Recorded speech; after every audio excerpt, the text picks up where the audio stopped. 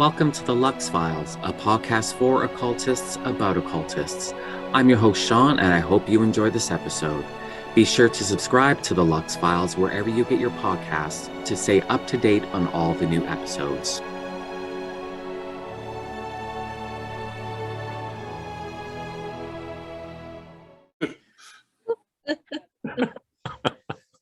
Hello, everyone. Welcome to the first episode of season 2 of the Lux Files. I'm your host, Sean, of course, and I'm really excited about this episode for a couple of different reasons. Like I said, reason number one, it's the first episode of season 2. Number 2, this is the first topic-specific episode that I'm doing thus far. And reason number 3, it is my first roundtable. And what a roundtable I have. First up, I have Bob Freeman. He is an author and occult detective. I have Eilfie Music. Eilfie is a fabulous occultist, a paranormal investigator, and last but certainly not least, Michelle Belanger, psychic, author. Everyone say hello. Hello. Hi. Hello. Happy Samhain, everyone. It's the spooky season. I can't believe how fast it's coming. Yeah, this is a great day to talk about what we're talking about tonight, which is magic and paranormal investigations. And I'm really excited about this topic because this popped into my head months and months ago after I had Michelle on my podcast for part 1. And throughout that conversation, it just kind of, percolated in my head. And when we stopped recording, I had brought up the idea with Michelle, mainly because, like, magic, of course, I have a passing familiarity with, but just a little bit. But paranormal investigations, I do not. I've never been on a paranormal investigation.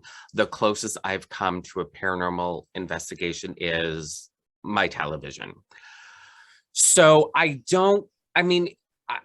you get an idea, of course, of what it's about, because they show you, because that's, what the television shows are about. But the idea of using magic during a paranormal investigation, I just don't have like a fully formed concept. I have ideas in my head of what that looks like.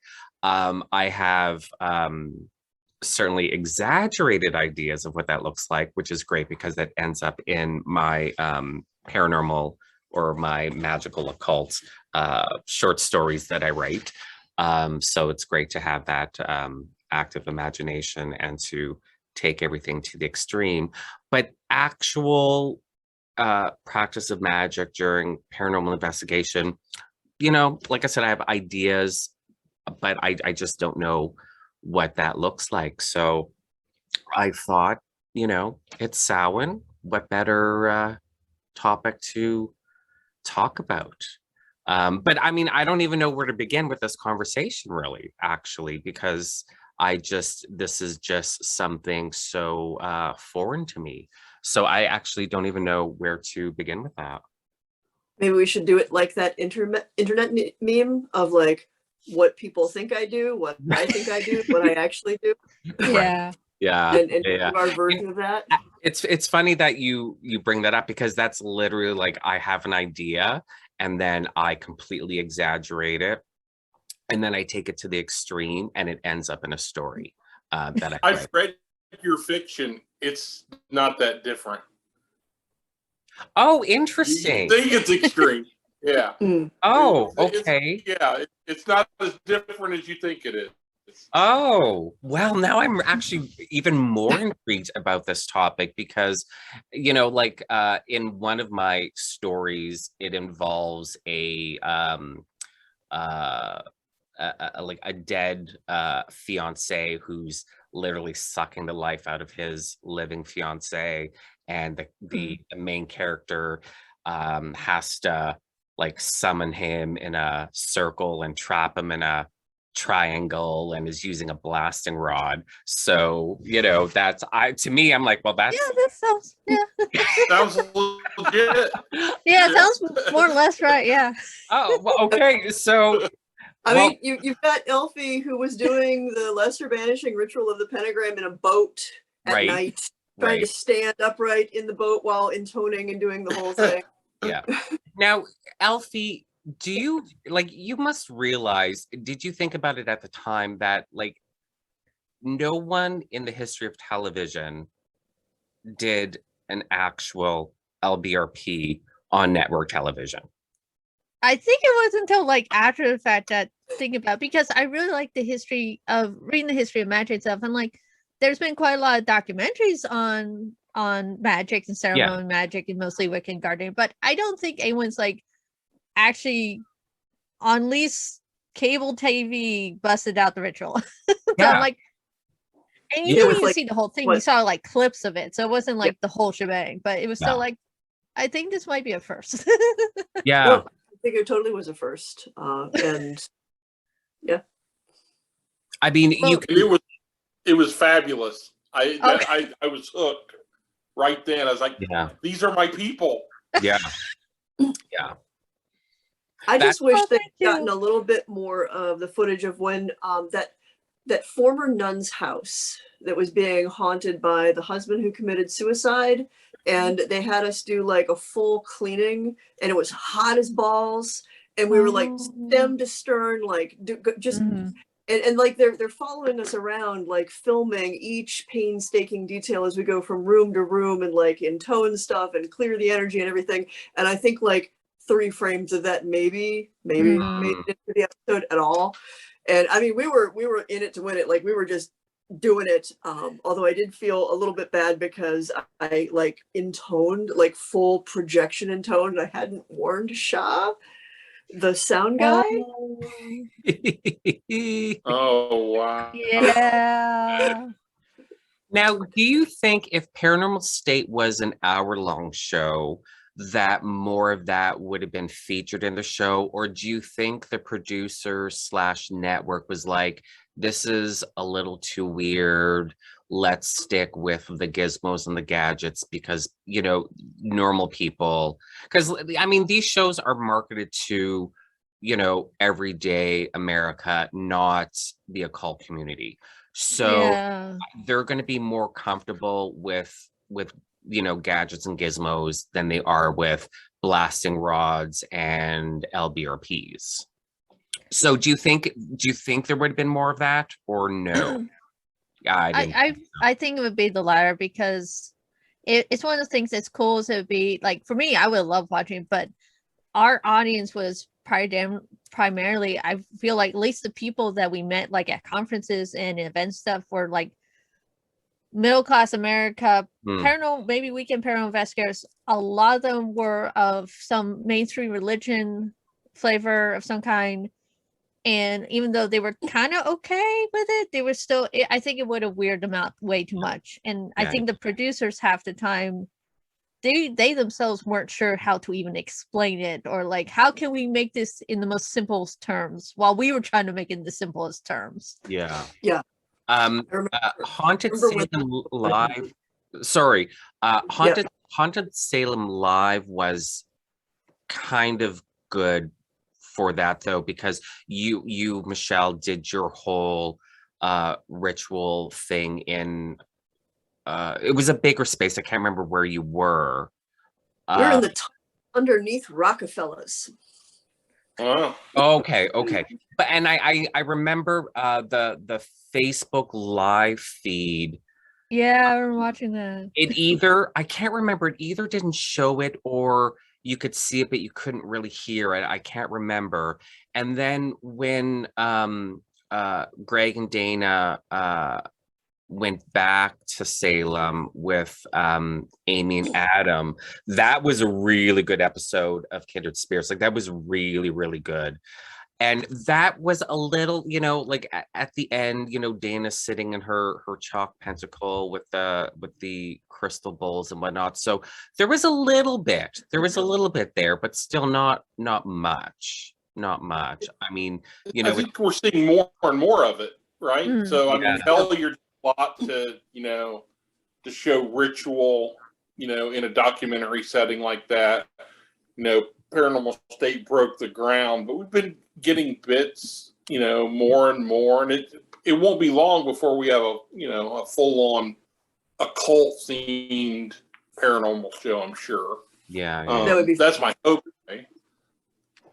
I know. What was it? Was it Extreme Paranormal? They certainly tried to do that. If anybody remembers that show, that was what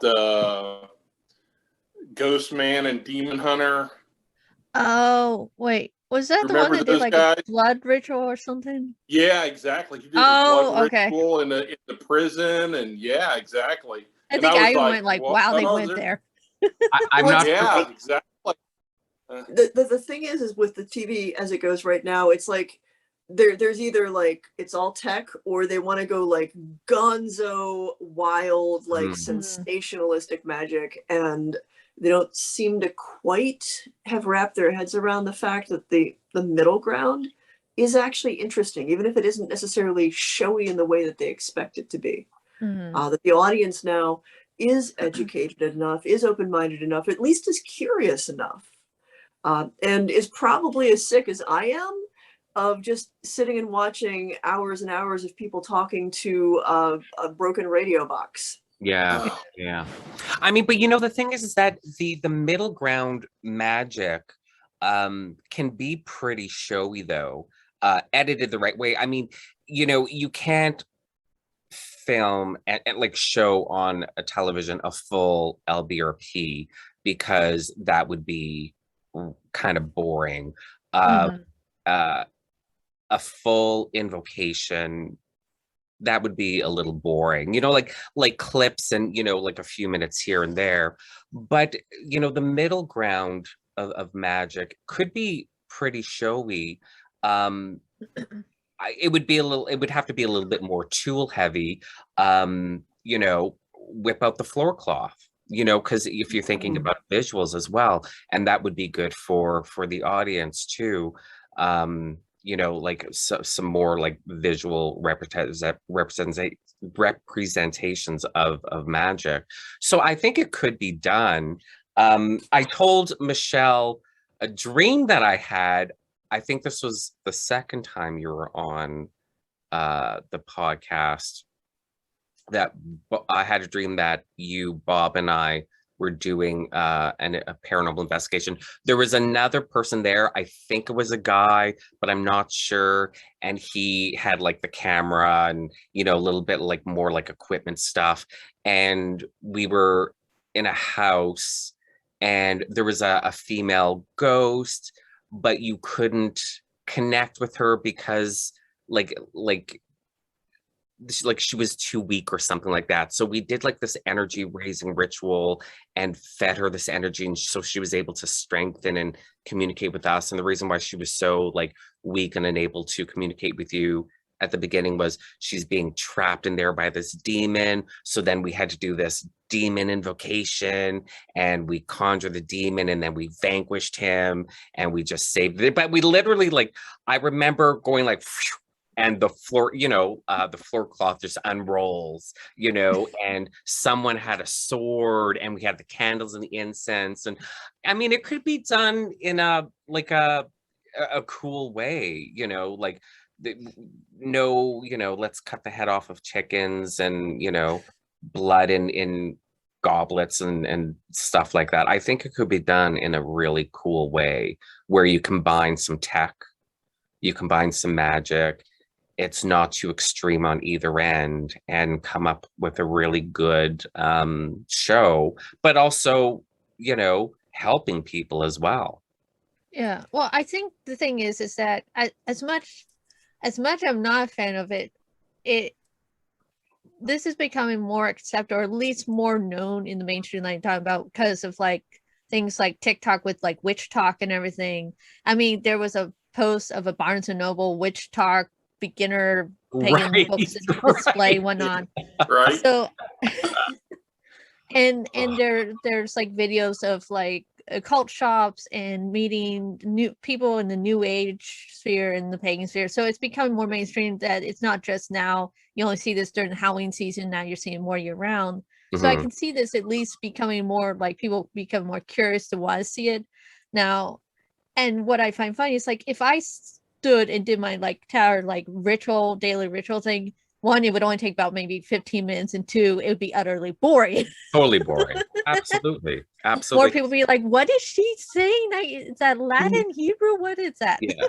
Like, the movie A Dark Song, where they, they're doing the Abramelin operation. And of course, nothing in that movie is actually the Abramelin operation, but it couldn't be, because if they were to, film these two characters doing the Abramelin operation, like you'd literally be sitting in your house watching the main character Sophia eating bread. Right. I mean, it's not exciting. So they had to, exaggerate it, and they brought in a lot of Eastern We're going to film you for 4 hours now, doing your meditations and your daily prayers. Yeah. A GoPro in Kessa's Kessa's house with all of Air stuff. Oh like yes.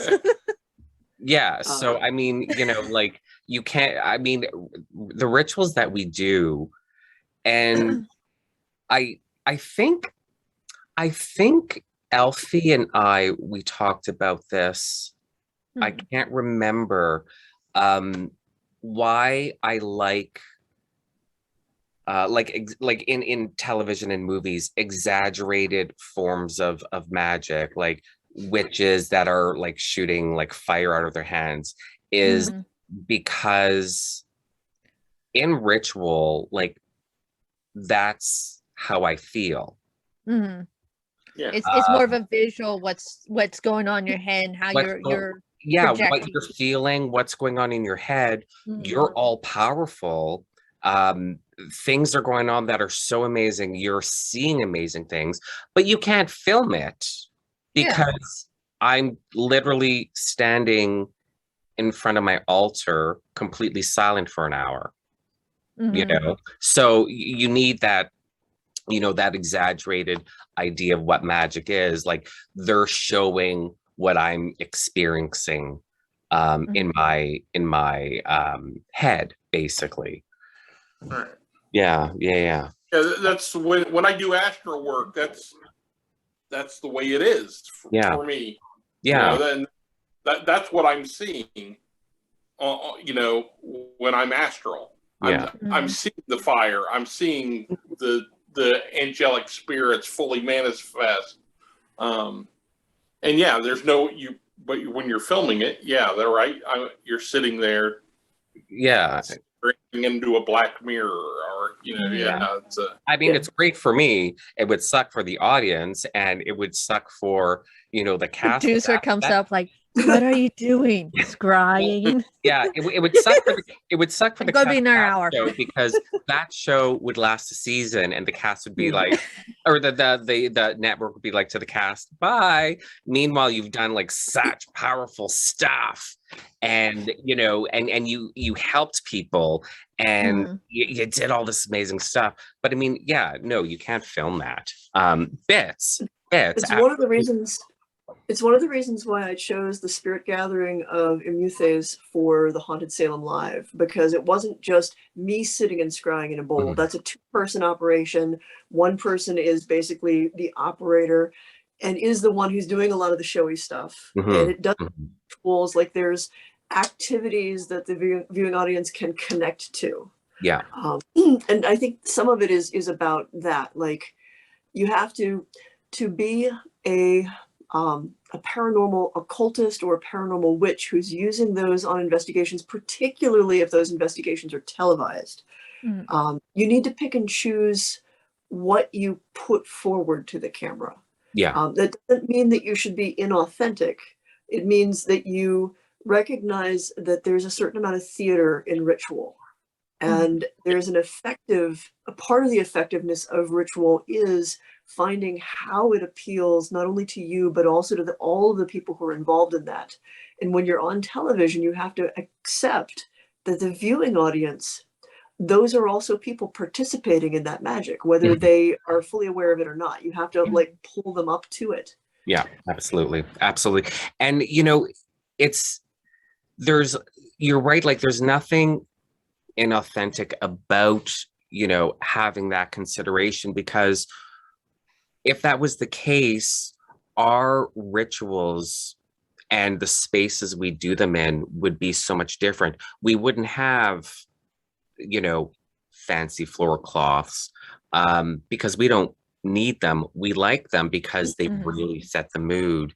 And masks and whatever, like all the stuff that we put together for ritual, there is a sense of theater to it, and it helps put us in the mood, partly, helps put us in the mood.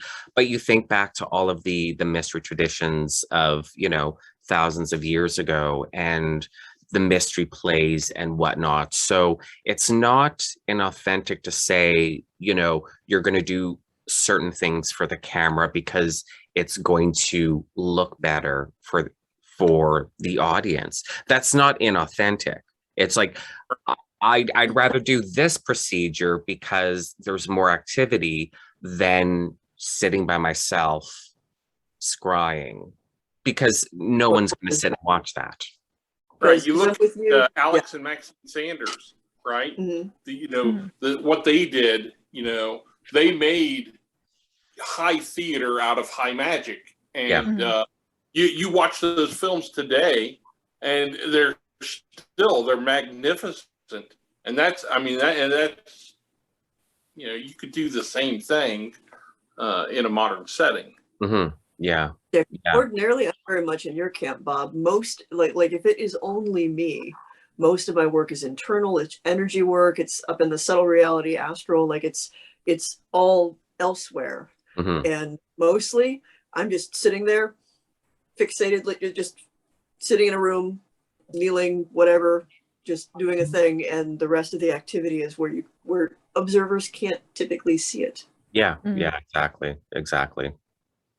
Oh yeah, I mean, like you're saying, there's those amazing films from the 60s and 70s of the rituals and such, and they're very psychedelic, and they're very intense and very, like you said, psychodrama, but they're still rituals. They were still fully doing on rituals, but they were doing very theatric rituals because they were trying to show a visualization of what was going on in their head and everything.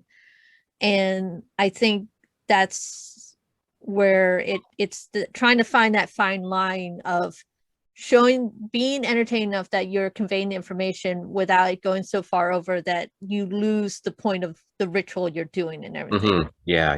That's always tricky part, because I know for myself, like for me, it took a long time to figure this out, because I'm very much like, I want to be very authentic, very accurate, and very intense, and it's like, and also, but then it's like, but that's going to be very boring in front of the camera. Right. So it's been a long road trying to figure that out and balance that out.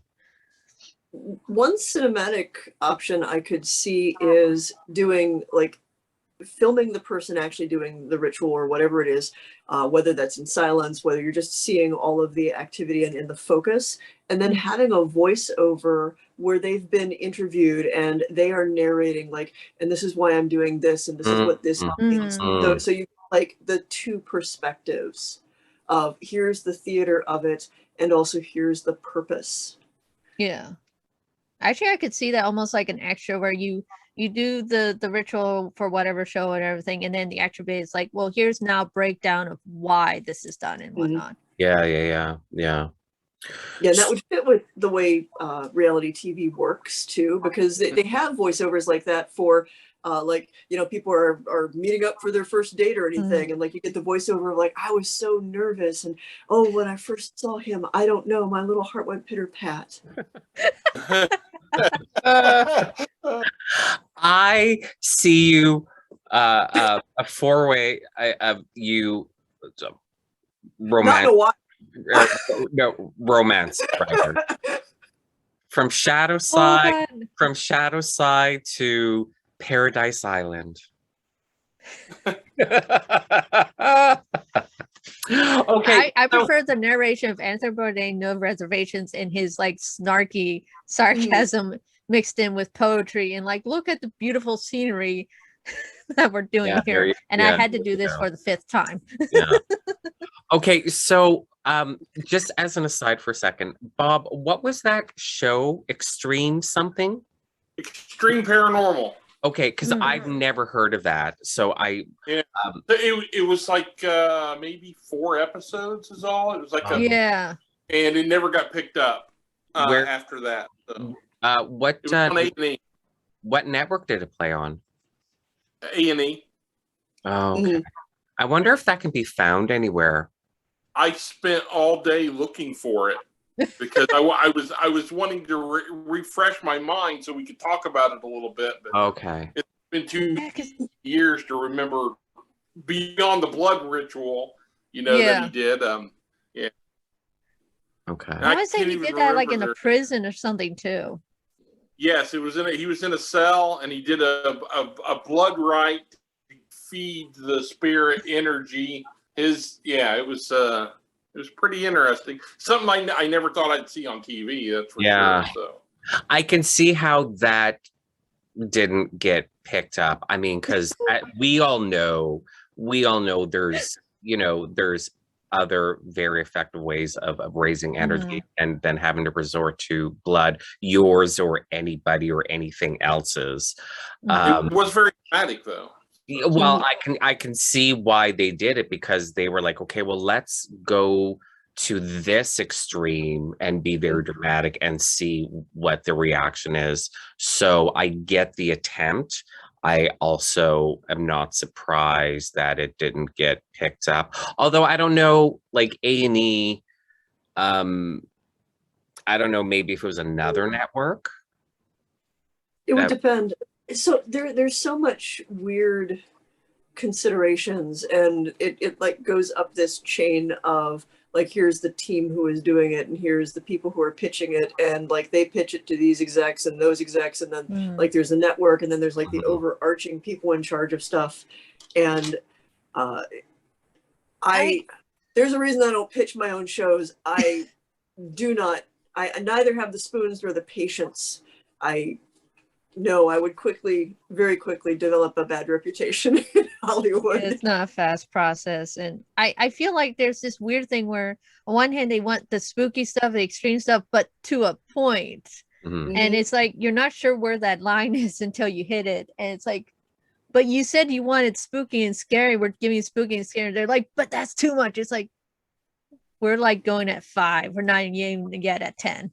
Yeah, right. Well, to us, to them, like again, we're talking about normals. So yeah, our 5s are their 10s. Well, and that's part of the challenge too. I've been kind of in like soft negotiations with some folks who want to pitch a show with me, and we keep cycling around ideas. And every time they have an idea, they're like, "Hey, you do this thing. How about this?" It's like 5-hour conversations of me just giving them baby steps to a point where they can wrap their head around what that even is. Like, what would that possibly look like? How would we put that in an episode? So that barrier of like, we are hip deep in this and it's familiar to us. So when you say that there's a difference between a Wiccan and a witch and somebody who practices Thelema and like all of that stuff, that's like speaking a completely foreign language to them, and you have like they don't know what they don't know. And that's a hard conversation. That's a hard place to start at. Look at Strange Angel, which was a fantastic show, right?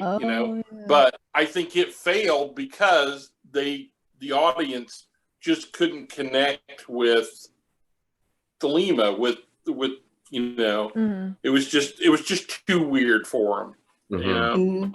At least we got 2 seasons, but then again, maybe the show just ended because they introduced L. Ron Hubbard. So Yeah, Scientology put the kibosh on that. Like, nope. It's entirely possible. I could see that being a thing. Definitely. Yeah. I think, I mean, I think about the Chilling Adventures of Sabrina, and how that, everyone loves it and it's so entertaining, blah, blah, blah, blah, blah. And then Strange Angel, where it's like, oh, this is really weird. Because you go into Sabrina knowing that these are all fictional characters. You go into Strange Angel, be like, wait, people actually believe this? People actually did this? Oh my God, people are doing it now? Like, this is today? And just be like, this is weird. I can't deal with this. I get it. I mean, I get it. I don't, look down on anyone for being like, oh, this is too weird for me, because it's not their world, Well, I mean, even we talked about the last time and everything, where I had to realize, like, where my bar sits, it might be a little higher than most people's bar when it comes to dealing with a haunting in a house. Yeah. Going like, oh, it's a haunting. They're like, oh my God. It's like, oh, that's right. You probably didn't grow up with this or deal with it. Okay, let me lower my bar slightly. Sorry about that. Yeah. Seriously, just absolutely. your house from your dad and your mom, like the paintings and the stuff that your dad collected, like that's normal. Or my space, like the stuff over here. Yeah. Where so cool, and they're like, that's so weird. I'm like, what? Yeah. That's a Tuesday, guys. That's a Tuesday. Yeah, really. Yeah, that's true. That's true. But yeah, I agree. Like the Chilling Adventures, it's like you said, it's because it's fictional. I mean, like that one show, Salem, with the really like cool dark like witchcraft, and they went over the top with the whole Salem stuff. But it was one of those, like, because that was more fictionalized, people were able to like be cool with that. But if they saw anyone doing even anything remotely like that in reality, which might be closer to like traditional witchcraft or something, people would just freak out and whatnot. Yeah. Because to them, they're like, oh, it's fiction, this fantasy. Yeah. But it's like, wait, you're actually doing this? Hey, we lost Bob. Oh no. Oh no. No, he's still here. It's just his video. Okay. There we go. Okay. Could you imagine trying to pitch a show about Aleister Crowley, like doing like a show like where it's truthful but fictional as well? You know what I mean? Aleister Crowley. Yeah. He's a world traveler and a trust fund kid, but he also has like a wicked drug habit, and he really likes butt stuff. Yeah, right. Sign me HBO, up. take it. Sign me up. A rich guy that likes butt stuff, I'm all in. I am all in. Absolutely. I'd be, if I was. He likes hiking. He likes all the hiking and playing chess. Does some yoga. Yeah. Now, that being said, did anybody watch the movie Chemical Wedding? Not recently. I didn't catch it. I've been. Yeah, so that was Bruce Dickerson from Iron Maiden wrote it and produced it. And basically it was a college professor who downloads the AI of Aleister Crowley into his brain, and he becomes Crowley. Oh, okay, ridiculous. Now I got to see this. It's ridiculous. But I've never heard of you've got to watch it. You've got to watch that. That doesn't sound fun. Right? It's called Chemical Wedding? Chemical Wedding, yep. Oh, I need to see that. Yeah, I'm going to have to check that out. Yeah, audience, watch this movie and let me know what you think on Twitter. I'd be really interested to hear what people think of it. And and watch A Dark Song. If you haven't seen A Dark Song, just watch it. Especially for anyone that's listening to this episode that isn't into the occult, like practicing magic or anything. Even though, like I was saying, they're not actually doing the Abermellon operation. I think this is the closest representation I've seen on camera of what I do as a magician, because it's not exaggerated. I mean, I don't often get gold falling from the ceiling onto me, unfortunately, like Sophia did. But you know, in all seriousness, it's a really good sort of visual representation of what we do as occultists. Not the blood drinking part, which I still can't watch. I always turn because just the thought of it, I just can't. But well, you know, they had to throw that in somewhere. Well, of course. I mean, you know, you have to exaggerate things to a certain degree. Again, for you know, the entertainment purposes. But it's such a good movie, and the ending is glorious. I'm not going to describe it. Really? The ending is so glorious, and yeah, watch it. A Dark Song. I reached out to Liam Gavin to see if I can get him on the podcast. I haven't heard back from him yet, which he's not going to respond to me, but I thought, what the hell? He was like the writer, producer. Moon. Shoot for the moon. It's right. I mean, like, you never know if you don't ask. Yeah, exactly. So, Liam, you got my email, so hit me up. Anyways, okay. So you are going on a paranormal investigation. I assume your magic starts before the investigation. And that would be protections, that would be even, you know, doing something to kind of see if you can get some impressions, ideas about what's going on. I don't know. So, you know, if one of you wants to kind of start with that and pre-investigation magic. I mean, it depends on what I've been tapped to do as an investigator, because if I'm coming in as a psychic, that's a very different setup than if I'm coming in as the occult expert or the person to like assess whether or not something needs to be battled and cleared out. Because as a psychic, it's more about taking a lot of my boundaries down, a lot of my protections down, so that I'm open as possible. But I do have some items. I'm not a big like stuff heavy magical worker. Like I am the tool in most cases. Like I do a lot of energy work and a lot of things, but I do think that there's some benefit in the sort of accreted power in objects that you have a strong association with and that you've used over and over again. So everybody knows at this point probably my iconic leather trench coat with the red interior. Right, yeah. Oh, yeah. That is a magical object. I've got a lot of wards and a lot of things worked into that. So when I'm personally not shielding, that is a shielding and grounding thing. Like there's a lot worked into that. And I think it dovetails with the fact that most of my magic connects with death and the dead. So it's leather. There's a reason why I'm wearing the skin of slaughtered animals on my back. And there is a mala that I have that I made of those little bone beads of, it's usually like ox bone, I think. They're used in Tibetan Buddhism, but again, because they're bone, I use them to help focus in on the perceptions and the energies of the dead and the spirits at the location. Because I was starting to notice that I was reading the people. Since that's not my job, and I want to actually like get the read of the space, I have that as a thing to kind of redirect me, so I'm not just telepathically plucking, you know, the memory of the tour from Jack and Katrina, for example. Right.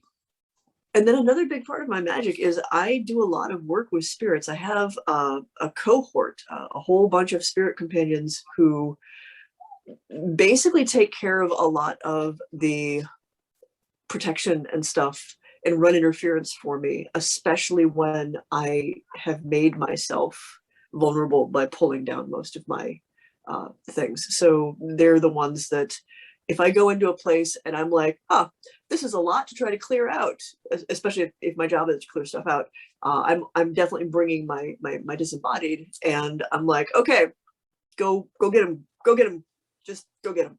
Mm. Interesting. So because you work with like a lot of spirit companions, and you're going into like an investigation where presumably there's going to be some sort of spirit, whether it's spirit of a person, or some sort of land spirit, or something like that, or I guess demon, whatever.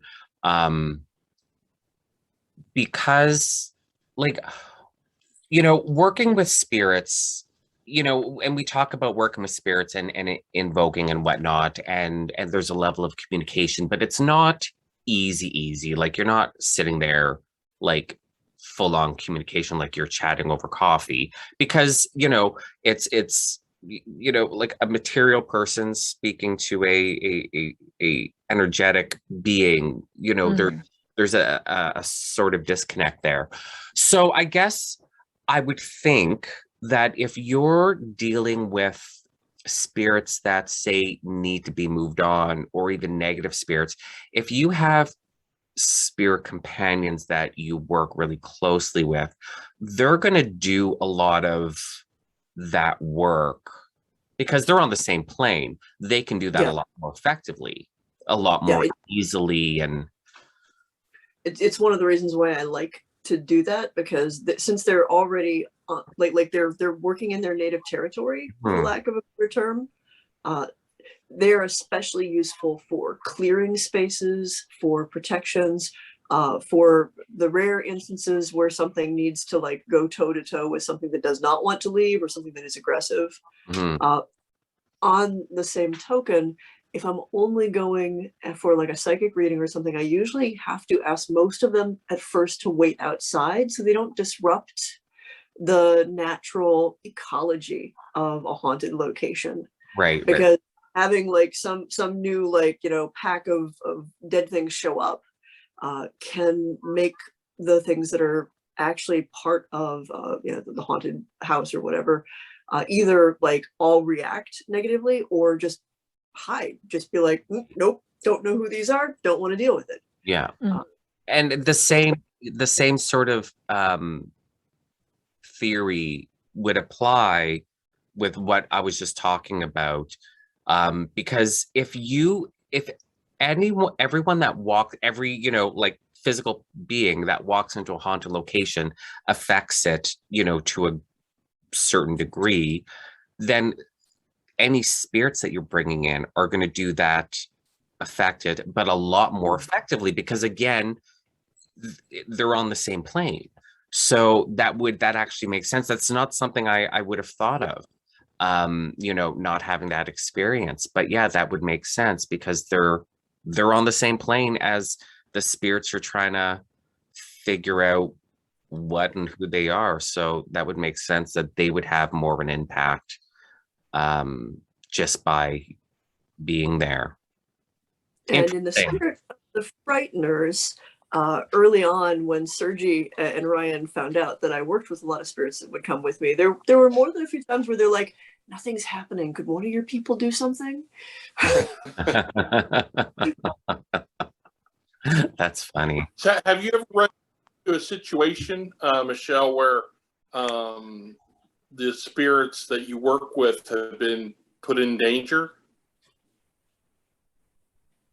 Not in any way that they made it clear to me that they felt that they were in danger. There have been a few times where there were throwdowns, but I am fairly confident in the ability of the ones that come along with me in this capacity to take care of themselves. I mean, Eilfie, you've met a few of them. They're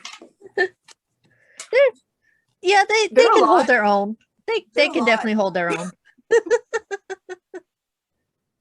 And let me be really clear, like, these are not like spirits that I bind, that I command. These are for lack of a better term, ancestor spirits, although it's not blood, it's a fairly complicated thing with my particular tradition. And also, they are very strong personalities. They have their own opinions about, like, if they're coming, if they're helping. There have been several instances where they're just like, fuck this, you're on your own. Yeah, I've seen you like being able to like go like, okay, we need some guards up at the doorway and everything, and then there's sometimes where they're like, nope, I'm on my coffee break. Nope. Wow. You got They're this. snarky. You're fine. Very. Sometimes it's like, no, you're doing it for another TV thing. No, I'm not coming along. I've got I better didn't things sign to do up with for the afterlife. Yeah. Interesting. Yeah, a curious thing. We just did, I've never done like this long distance, like Zoom seance thing with Kyle and Pagan for their Chaos and Shadow podcast. Oh, right. Yeah. I took a risk and I was like, okay, I'm going to have a couple of disembodied, like, try to communicate with this. So when we work with them, like, there's sensations that I've just taken to assume is what it feels like when there's a lot of spirit activity, like this sort of like pressure, the sense of something like behind you, kind of like weighing the space down, intense tingling from, hands all the way up to your elbows to a point where it like feels like you have stuck your hand in a socket. But when we were doing this, a bunch of the folks in the audience, as well as Kyle and Pagan, well, Pagan specifically, as they were participating, were reporting these experiences, and they seemed anomalous to them. Like, these were not things that were normal for them to experience spirits. And I'm like, oh, no, this is just dealing with these blokes are just heavy. Like, there's just a lot, and they loom. And I will ask them nicely to like stop looming and leave you alone when we're done, because they're very literal. And since you said, hey, you want to meet them, they might just hang around if I don't say that's not cool. Yeah. I will say that there's something to cyber magic and doing a lot of this work via Zoom that I didn't think existed or was possible even 6 months ago. When in like the late 90s, when people started doing online rituals, and of course back then it was just all typing, I had I've had this opinion since the late 90s, very clear, like, computers have nothing to do with magic. Well, because also you always inevitably had those people who are like, I'm astrally projecting into your room right now. Can't you feel me? Like trying to take cyber sex to like we all knew those people in those channels and on those forums. Like, yeah. But now, my whole, like, I'm having to like rethink and reevaluate everything, all of my opinions that I've had about that. So it doesn't surprise me. Experiencing what I've experienced doing cyber magic with the Hermetic Mystery School group, that, like, we do this every Sunday evening. It doesn't surprise me to hear you like your cyber seance, those kind of experiences. It doesn't surprise me anymore. And I'm a lot open-minded about what's going on with computers and these connections. Like, I know, magic and spirits and, like the spiritual world and whatnot. Yes, you could do magic here in my ritual room to affect something over there, but it's having that connection between two people long distance over Zoom, where you're experiencing the same thing. I did think was a thing.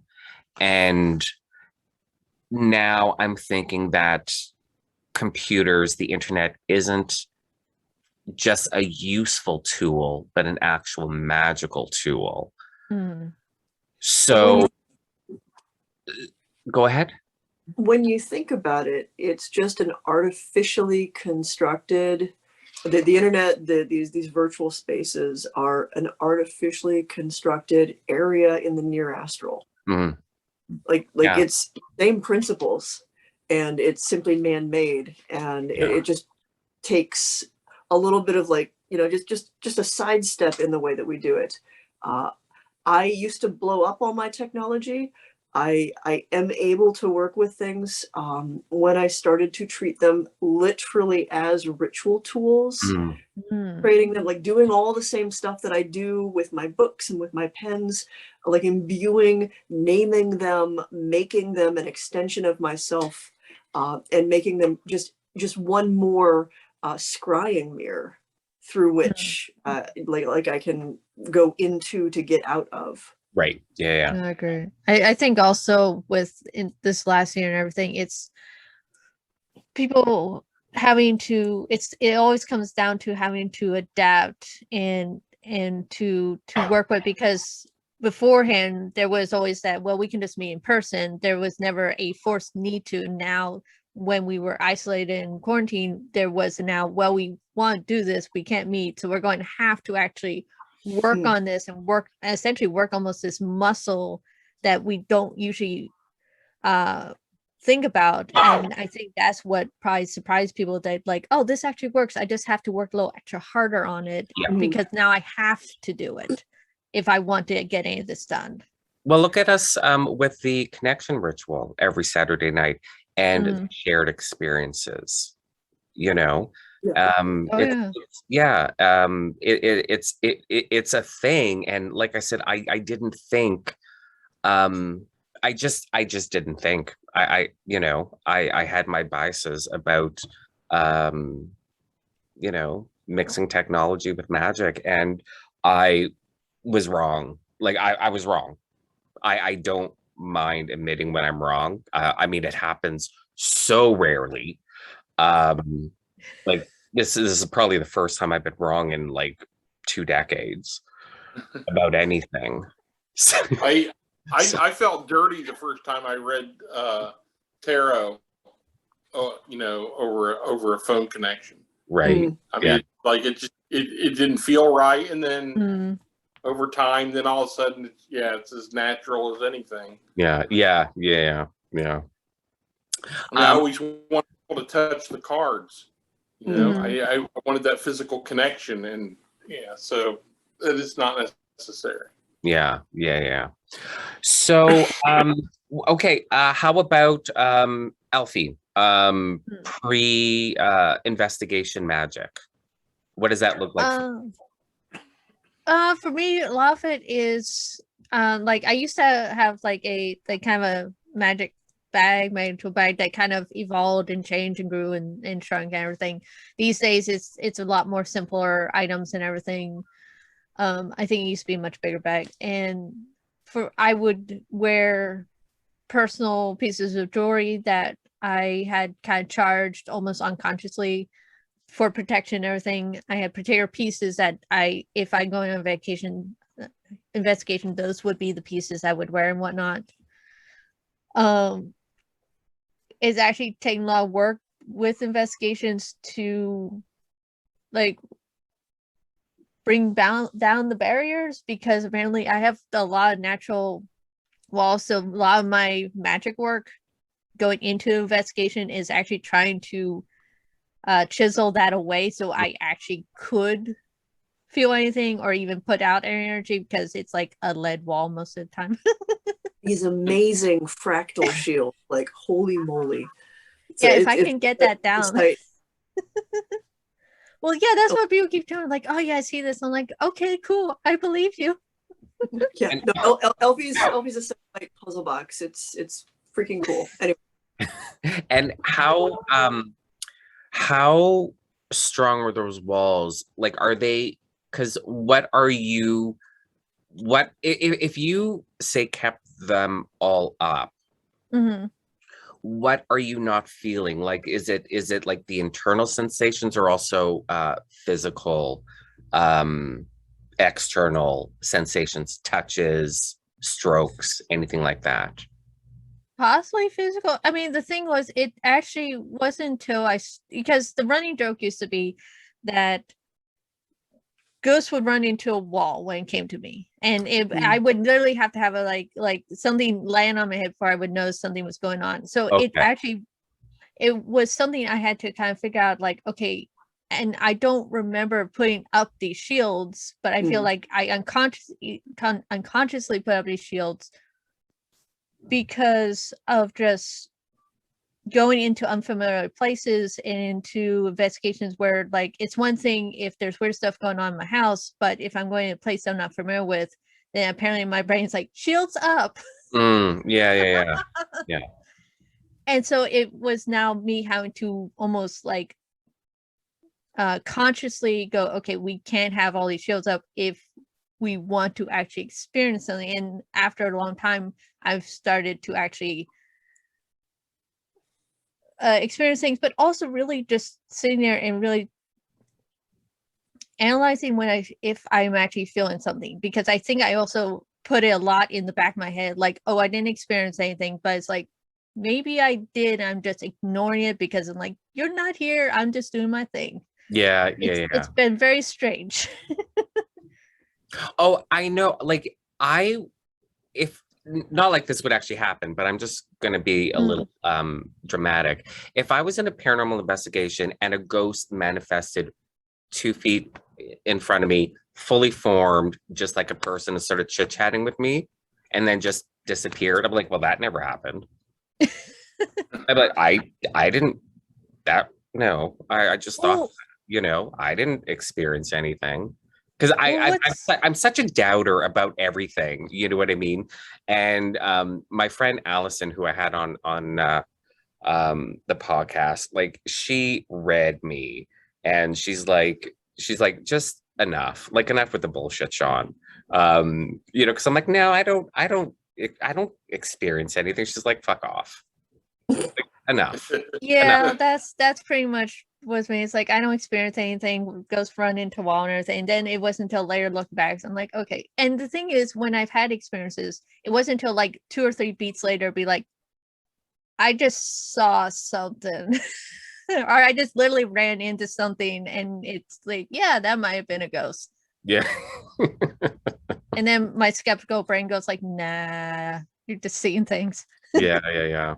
You're also really tough. You fell through a ceiling and just sort of walked it off. Wait, what? Yeah. Oh, tell that story. Oh God. Well, I will admit, I was being an idiot when it happened.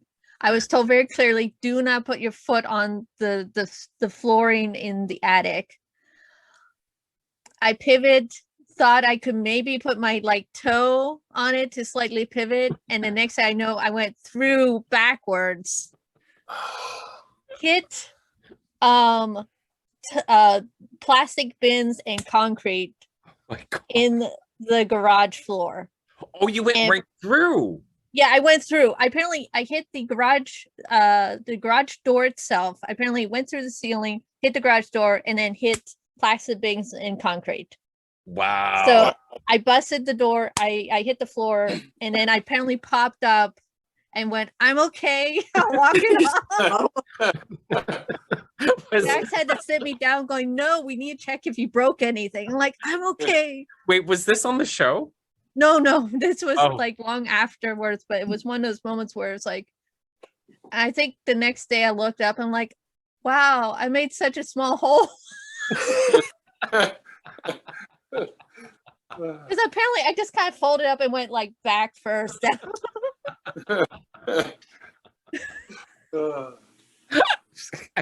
I mean, I was hurting afterwards. Like, I felt it afterwards, but apparently my initial reaction was jump up because I want to make sure I'm okay. Oh my God, I'm getting hot and now I'm hiccuping. Adrenaline is hilarious. Where were your shields then, huh? Well, apparently they were working, because if you just kind of hopped up and you're like, yeah, I'm fine, whatever. Like, when don't I fall through ceilings? I'll walk it off. I'll be fine. Well, everyone's looking at me like, the hell? Oh God. Oh, I better not hiccup throughout the rest of this episode. Oh, that's funny. Okay, what about If you, that Bob? happened to me, I'd still be laying there. Yeah, right. Like, but that was I 5 years have ago. But that was left, 5 years ago. But like, yeah, I'd still be lying there. Yeah. What about you, Bob? What's your pre-investigation magic like? I go in completely open. I don't put any protection up just because I don't want to chase anything off. I want to attract anything and everything to me, and then I'll deal with it once that situation arises. I do a tarot reading before every investigation, just to get a feel for the location and see what kind of insights I can get from that.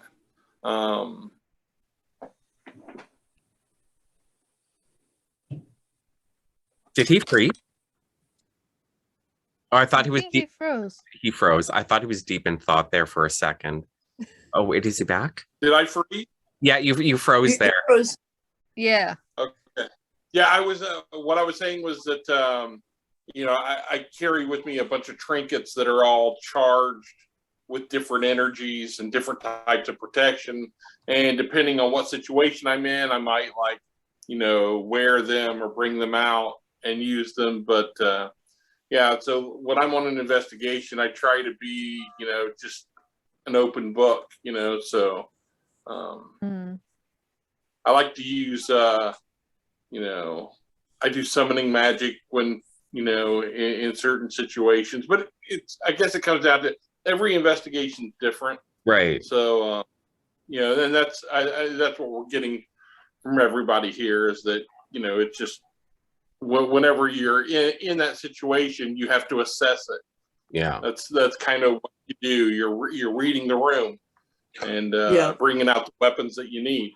Yeah. So what kind of, excuse me, what kind of summoning magic have you done during a paranormal investigation?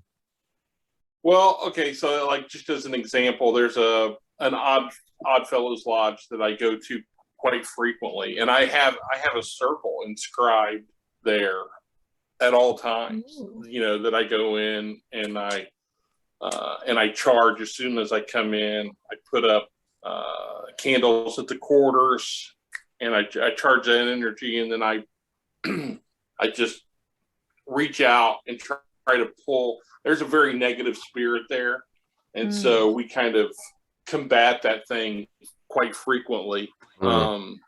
And we've not been able to get rid of him. He's heavily entrenched in the place, and most of the spirits there are. Hi, everyone. Thank you for listening to the Lux Files. I'm not just the host of this podcast, I'm also the owner of Lelo Gonzalez. I make beeswax and scented spell candles, loose stick and liquid incense, anointing oils, and bath salts. So once you're done listening to this episode, why don't you head on over to my website at www.lelogonzalez.com and check out my products. For your convenience, the link to the website is also in the show notes. Either Oh no. Oh, Froze again. He's frozen like in rural internet. This magician's pose. Okay, you froze, right? Yeah, you froze. You froze. The other spirits are either afraid. It sounded like, and then you froze. Right, or being used as batteries for the thing. Oh, okay. It drains their energy.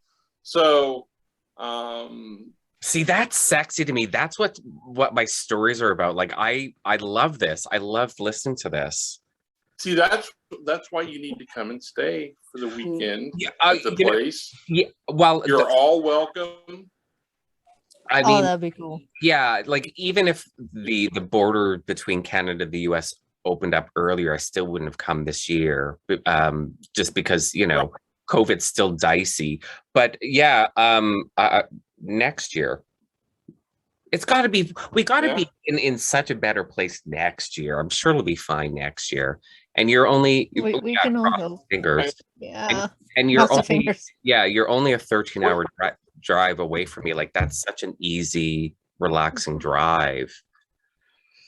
So And Michelle and I are only 3.5, 4 hours apart. Yeah. Where are you at, Eilfie? I'm in Central PA. Oh, okay. You're not far away either. No. You're probably no. maybe 8 hours could, away. like, hop to my place. We could buddy up, hop to your place.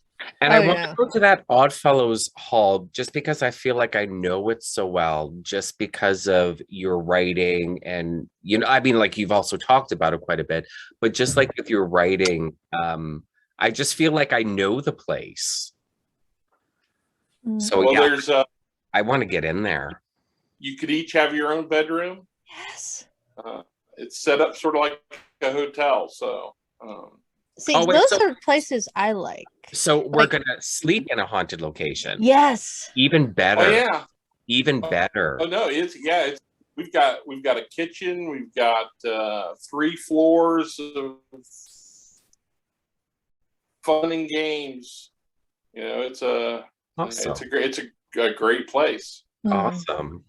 Well, those are what I like with investigation. Like I'm always bummed when you only have like a weekend. I like the places where you can return again to get a better connection, a better feel of the place, and really like almost get to know what is there and everything. Because one weekend is never enough of figuring out what's going on and everything. And like I've been investigating this location since 2006.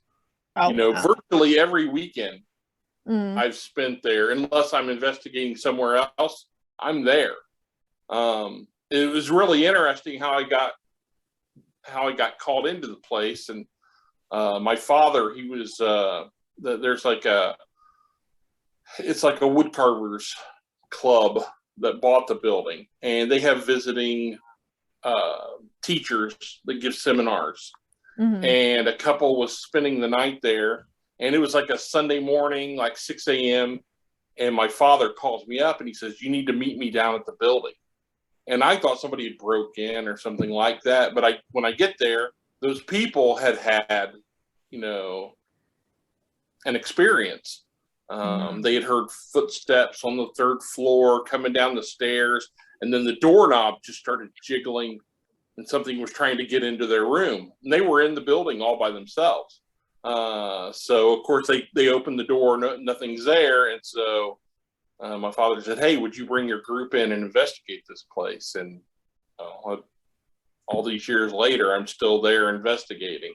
That's awesome. Cool. We've been able to sneak some spirits out, and get them to move on. And others have showed up, new ones. I mean, there's definitely a vortex there. Definitely a portal that, and there's that one spirit that I think is bringing them in and using them as batteries, as I say. It's the kind of you would love to visit.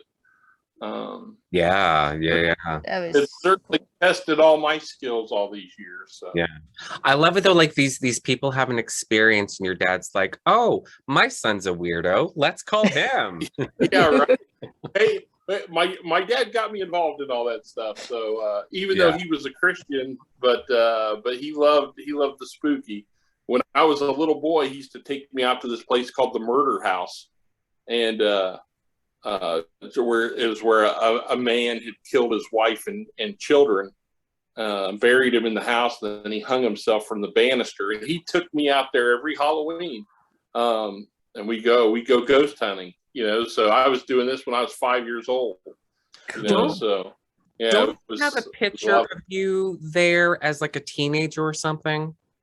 Yeah, I was like 19 in that picture. Yep. Yeah, because and that house but it was when I was a little kid. It was a full house. That was just where it had finally collapsed, and it's gone now. Yeah.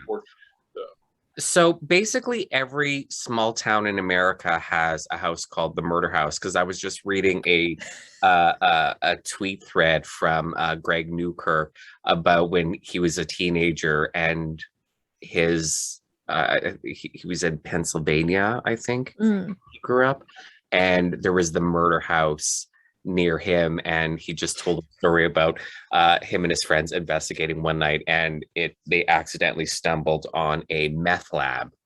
And which is creepy. That could happen in PA. Yeah, and then the house blew up, not with them in it. Oh no. But like a couple weeks later, like the meth lab blew up. So the house blew up. But okay, first of all, I do not want to stumble onto a meth lab because I'm too cute to die.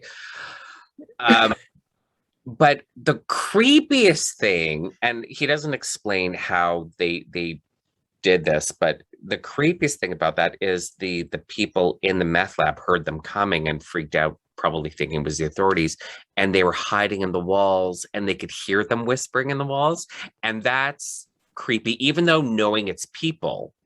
That's still just fucking creepy. Like I don't want to hear living people in walls whispering. I'm sorry. That's a Stephen King quote right there. I've watched television.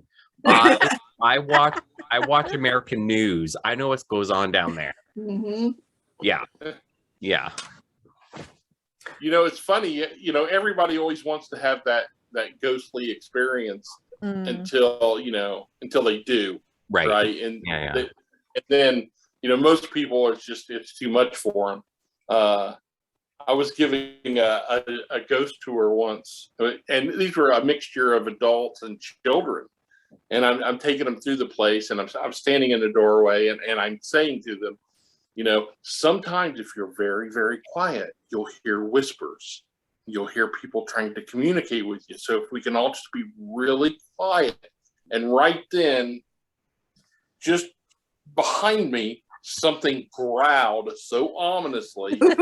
Everybody, and it's like, but the whole time coming up the stairs of the place, they're like, "Oh, this is great. We're going to see a ghost. We're going to hear," And then as soon as that happened, it's like, they were running and screaming and want no more of it. So everything's good until someone gets tapped on the shoulder and then they freak out. Right.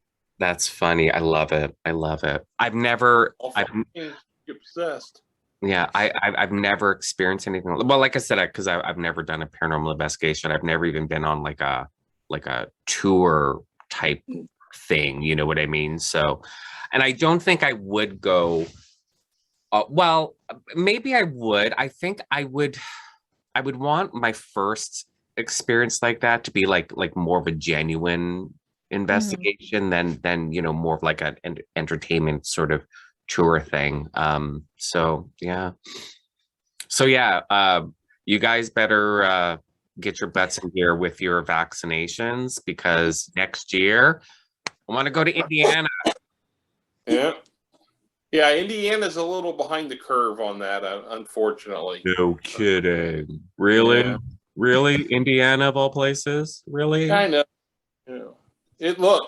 When I'm driving around, we went out to visit Seven Pillars, which is this sacred Miami Indian location, not too far from where we live. We went out for a hike, but as we're driving out there, I'm still passing houses with Women for Trump signs and Trump 2024 and people flying Confederate flags from their, it's like, that's my state. Yeah. Yep, in here too. I love it here. I'll never move, but man. I love the land. I question the people. Yep. That's rough. Yeah. Ohio's not different, are they? Yeah. Not much. I mean, Oberlin, where Inspiration House is this tiny little oasis of just very like free, loving, progressive thought, like not a normal hair color among most of the pedestrians ever. They fly It's a tiny hippie town. It's a very tiny hippie town. Oh, that's cool. It was a hippie town before they were hippies. Like they founded it as like this abolitionist stronghold in like 1833. So it's always been a radical town, but it is a tiny little island among a lot of very aggressive red. Oh yeah, that's funny. No, and I mean, very similar to my area. I lived in Guns and corn. I lived in Texas for years, So yeah, so I loved it though. I'd move back there in a second, like without thought. I'd be like, yeah, I'm gone. Bye. I'm heading back to Texas. Not right now because of COVID. And the Texas legislature just decided that federal laws don't apply in Texas, so gay marriage doesn't exist in Texas anymore, and their abortion ban. So I mean, they've got their issues, so they need to clean up their acts a little bit, or else they don't get me back. So I know Greg Abbott listens to this podcast; it's his favorite podcast. So smarten up, or else I'm not coming back. Simple as that. So yeah. But yeah, Greg Abbott listens, Governor Greg Abbott definitely listens to the Lux Files. I believe the Queen of England does as well. So I gave her a shout out the other day. So yeah, these are the things that exist in my head, by the way. So yeah. Okay. So at the beginning of the episode, when I'm like, oh, I exaggerate what goes on during paranormal investigations, to make it, really crazy sounding for my stories. And you guys were like, no, that's normal. So I want to talk about that. Like, fill me in some like juicy, fun magic during an investigation. Like, give me the good stuff. Oh, so any magical battles with demons. How about that? Let's go full ghost bro for a second. Dude bro or ghost bro, whatever they're called. Everything's a demon. So any magical battles with demons? It wasn't a demon. It was probably a meth addict who committed suicide or was murdered by her boyfriend. Okay. And herself to a little 3.5-year-old and came back to Ohio with them. And I was contacted by a pagan high priestess that I work with, and actually Wiccan specifically, Wiccan high priestess, because she felt it was a little bit above her ability level, and she wanted, she did not want to deal with it solo. And she definitely wanted a second opinion because they weren't sure if it was demonic or not, because it did seem to be trying to possess the child. And this was the instance where my cohort of spirit companions came in really, really handy, because we detached it, like we assessed the situation. This thing was absolutely like trying to like attach itself to the girl, feeding off of her, like not just trying to like hang around and be the invisible friend, but this spirit was like, this kid's got it good. This kid has got a life that I didn't have. I want to be the little girl, right? And was doing her honest best to like crawl into this little kid's skin. One weird note was the child was sleeping when we arrived. Never woke up through the entire thing. Had been so exhausted by what was going on. Like that was sleeping for very long periods of time was starting to become a thing. So we snipped it off, and I kicked it out of the house. And the Wiccan priestess is, busy setting up wards and everything. But then it was just like banging against the windows and stuff like a moth, trying to get back in, like frantically. And I'm like, am I seeing that? And the Wiccan high priestess is like, what is that? I'm like, oh yeah, it's not going to go away. Hang on. And I didn't want to do the nuclear option. I don't normally like to do the nuclear option, but when kids are involved and when like vulnerable people are involved, I get a very different set of ethics come core for me, and I will protect the child and the innocent. So I nicely asked the Wiccan high priestess, because she's much less nonviolent than I am, right? And I asked her to like hold the fort and continue to do like the boundaries and everything and watch the kid. And I was going to go outside of the house, and she's like, "What are you going to do?" And I'm like, "Just don't worry about it. I'll take care of it." The less you know, the better. Yeah. So I went out, and I grabbed the thing with a spirit nail, and I nailed her down for a second, and I held her, and I had a heart to heart. I'm like, okay, bitch, you've got, I don't care where you go. You just need to not be here, and you need to stop doing shit like that. Like, go live your best life, but not trying to be somebody's poor 4-year-old. This kid does not need your shit. Like, go work on your shit. And she's still arguing, like just not being reasonable. So I'm like, I am going to give you like one more chance. Like, just step off. And again, still just a lot of like just screaming and yelling and carrying on. And I'm like, all right, well, you get a head start. Meet my family. They're hungry.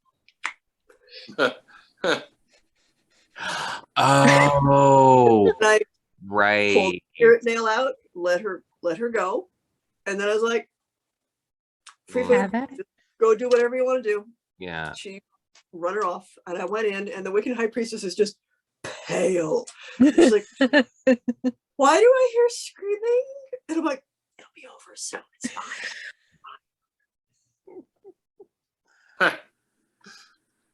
Wow. Yeah. And that is probably my most like badass with a witness story. Oh, that's going in one of my stories. Like I can work that. I can definitely work that. I like that a lot. Spirits so and- like, that's scary. You know, especially like when it involves kids, you know. Mhm. yeah.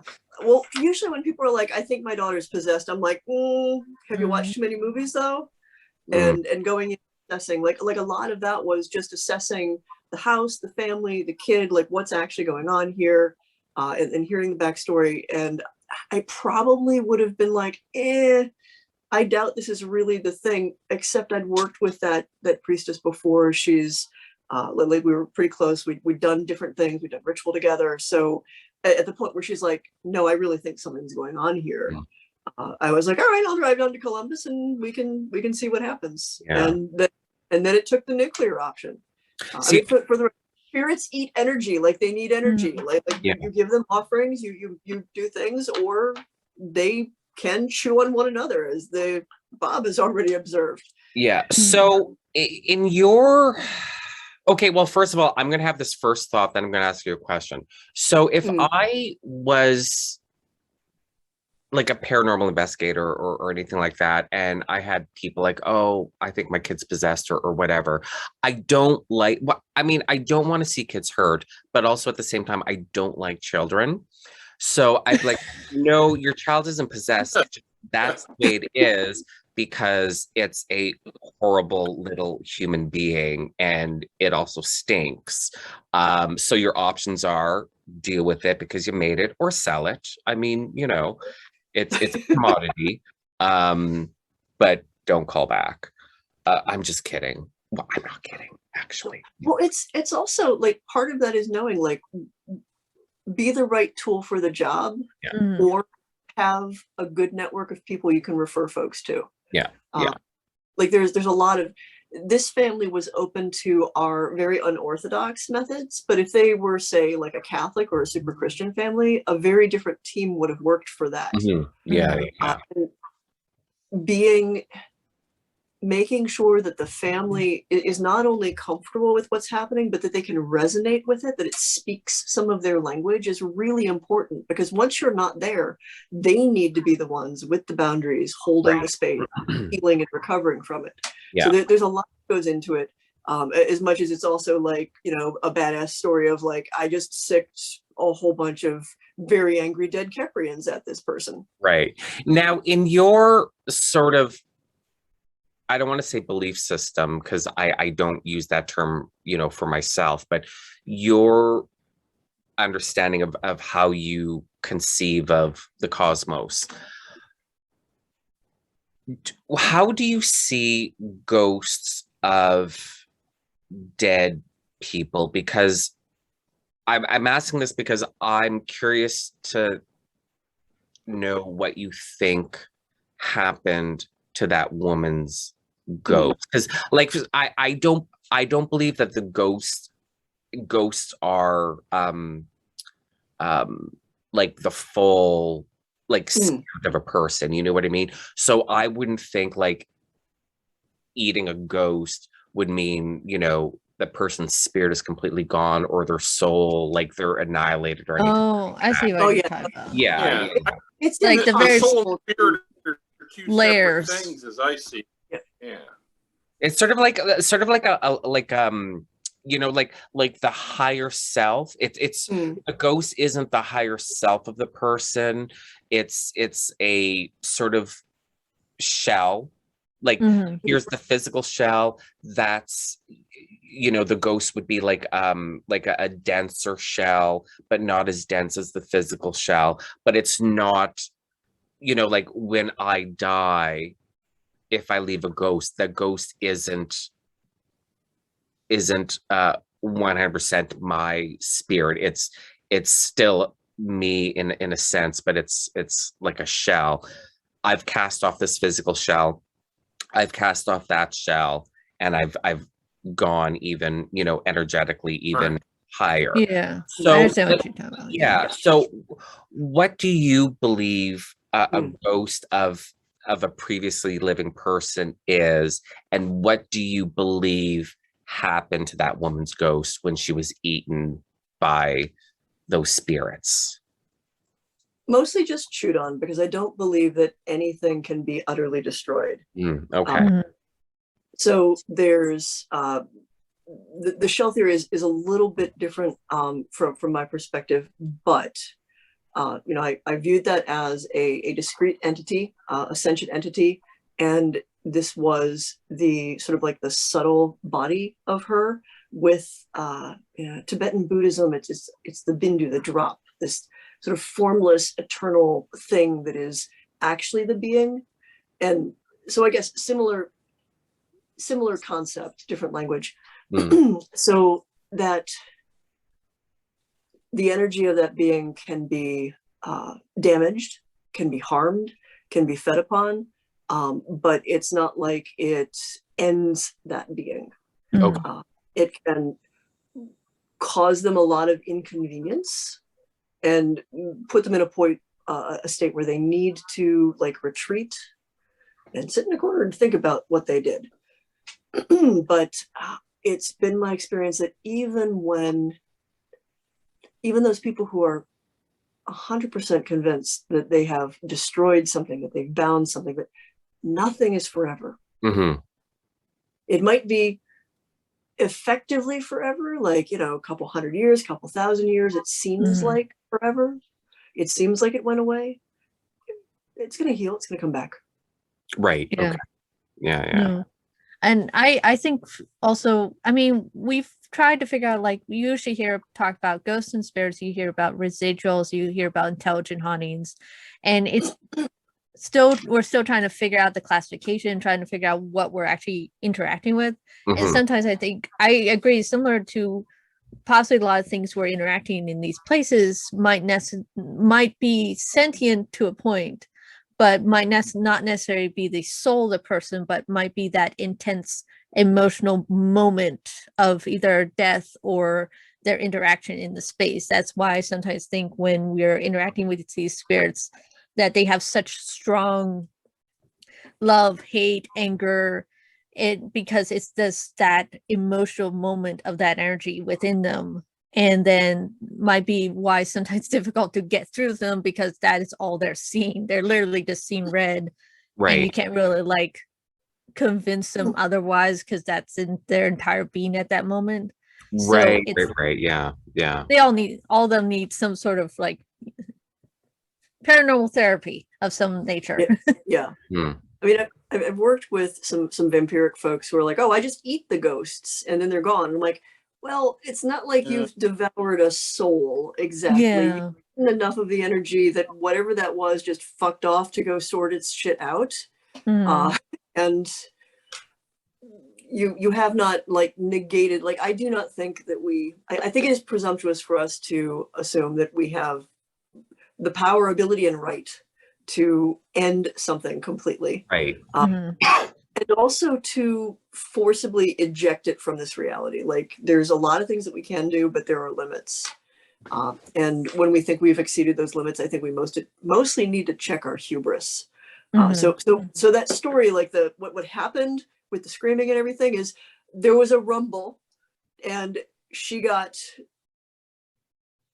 the snot kicked out of her and eventually went off and you know, sorted herself out, and like I said, had to probably sit in a corner for a while and think about what she did. Right, Yeah. right. Okay, Eilfie, what about you? Make it dramatic. Let's see. Try to think. Well, there was one case we did.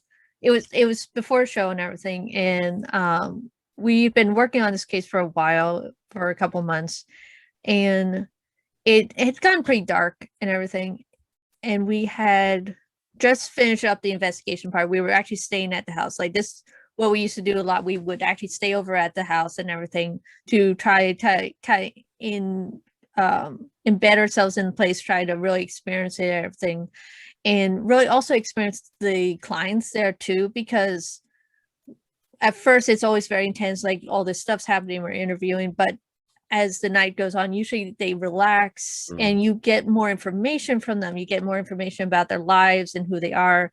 And sometimes that actually helps figure out what's going on with a place. Right. When they are relaxed and not really on guard anymore because they've been around you for a few hours. So a lot of the activity had been going on. Some of the activity we were doing in the basement, of course. It's always always the basement. Why not? Well, at least you can't fall through the basement floor, so yeah. got that going for you. So everyone had gone to bed, and I'd actually stayed up and everything. And I was in the kitchen area where we had actually, it was interesting. We had some activity where got some knocking stuff, and we got some like responses where we'd ask questions and would knock, and we were like, cool, we're actually getting like in-person responses and everything. And we were testing out, make sure like no one was knocking on the table or anything. So I was sitting at the said kitchen table where we had been getting responses a few hours earlier. And I think I was taking notes or something. I think I was writing down my thoughts, and I had my back to the basement door, and the door was open. I'm sitting there just doing my thing, and I hear clear as day something go, Eilfie. I'm like, I actually stopped writing. I stand up, I look at the basement door, like, oh, hell no. Like, and it was weird. It was like one of the first times I would say that I actually got this intense feeling of like something like at the basement door edge, like, hey, come on down. Like, yeah, no, I'm good. I'm good, thanks. I think I end up going upstairs to like Brian or something, going like you literally didn't go in the basement after that. No. Oh, hell no. Really? No, there was something sitting at the bottom of the basement steps. I could just feel it. I'm like, no, we're not doing this.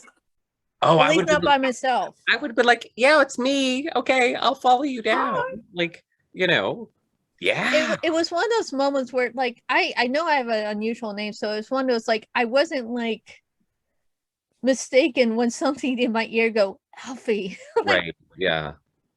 And and we had just done the investigation, and I was pretty chill, so I'm like, I'm going upstairs, and I'm going to go get someone.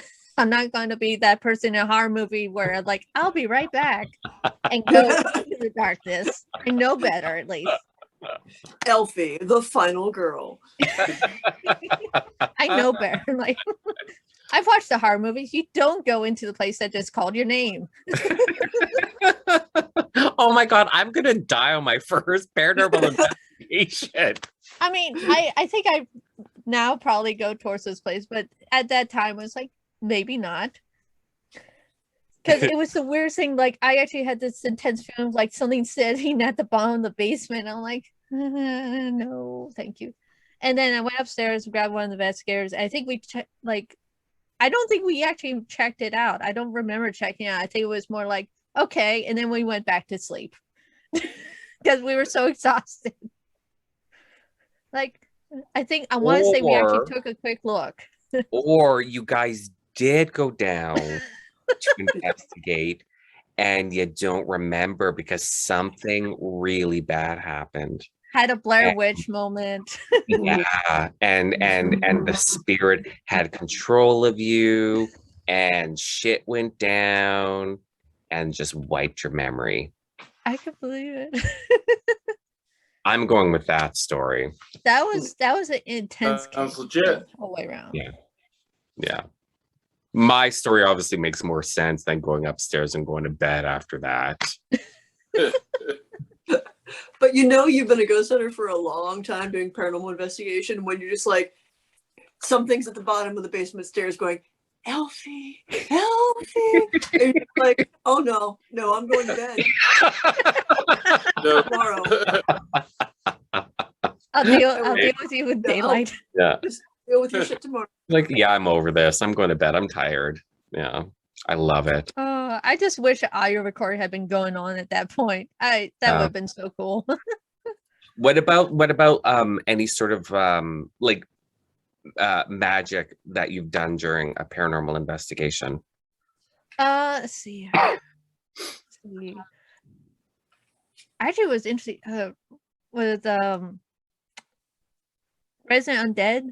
I remember going on to the case with them and everything, and it was at a hospital and whatnot. And Jax and I were working together, and we decided to do the LBRP there and everything. We did twice actually, and it was interesting was that we did the ritual, and apparently we kind of calmed everything down a little too much. Like we didn't clear the space, but we apparently calmed the energy down a little bit too much. And there was one point where I went up to the third level and we're like walking around like, okay, let's do it here. And I'm doing my thing and whatnot. And apparently one of the camera crew walks by and just like stops midpoint, like, oh, she's doing something. And apparently got a little freaked out because hearing my intoning, was like, what's going on here? As I'm just intoning in the dark. I love it. I am not in Kansas anymore. Pretty much. Okay, so doing an LBRP, it makes sense that you're going to calm down the energies in that space a little bit. So have you ever done like a invoking pentagram ritual to let's liven this place up, like this is boring, let's get some action going? I'm trying to think if I have. I want to say I've done like basic energy work to lift the space. Well, what's interesting is I did the one ritual where we had done the LBRP, and then we did a basic corner casting circle to raise the energy back up to try to kind of like get everything's attention. And then I had at that point like a prop skull to kind of stand in for a real skull and everything, to kind of see if I could entice whatever's there to like come forward, or try to almost do a spirit communication with it and everything. It was more like we're just going to experiment here with that, which was interesting. And earlier that day we'd actually done another thing where next to the hospital was a cemetery, and we left food offerings there to try to kind of like feed the spirits and try to show them like, hey, we're not here to just take everything, we want to actually connect with you and make a connection and everything. That's always one thing I feel bad. It's like I feel like we're just here taking all this evidence and taking where we're not giving back to them, showing that there should be some mutual connection. So earlier we did a food offering, and then we did the ritual and everything, and we did get some stuff like on the perimeter, like stuff was definitely curious. And I feel like if we had a few more hours there, it would have livened up it more. Right. And I think that's always the problem, is like, it's especially if you're filming, it's always such a time crunch. Like you don't have the hours you want. Like technically I would want like several hours to really build that energy up, build up the space, really bring it up to get stuff. But unfortunately it's like you only get an hour, 2 hours max, and it's like has to really pop off fast. It's like, well, we might get something, we'll see. To build a relationship with the space, to like get familiar, let it get familiar with you, like it takes a lot more time than especially filming really allows for. Oh yeah. Mhm. I mean, that's why I really like the idea of like being able to go to a place multiple times, because then you build up that rapport. Because honestly, for me, it's like me becoming comfortable with the space and them becoming comfortable with us, because it's not like they're like, yeah, we're going to totally come out and like communicate with you. Most of their time is probably spent like, what are you doing here and who are you? Yeah. And I mean, I guess too, there's a possibility for locations that have like so many different groups going in doing paranormal investigations. I would imagine that there can be spirits that are like, oh God, another group, really? Really? Yeah. So, Oh yeah. Probably, yeah.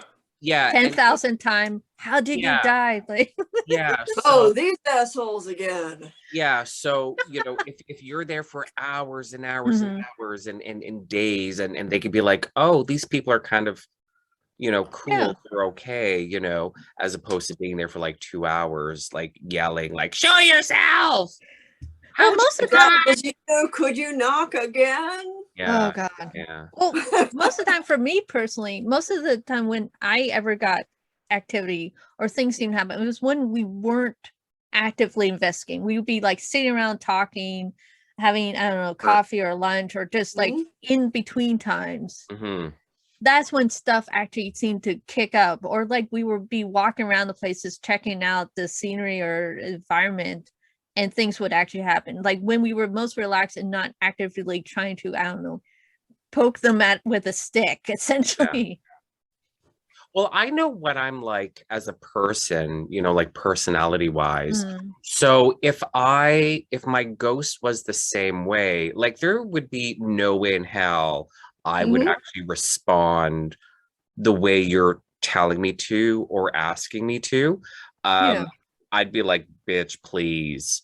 Oh, can I get EVP of that, please? That happens too, right? Yeah. Yeah, no, a whole lot of like, you came into my house and now you're asking me to like dance like a monkey? Fuck you. Right. Yeah. So, but I could see myself like you're just, kind of zoned out, having a little bit to eat. I'm like, oh, I'm going to play now because they're not expecting it.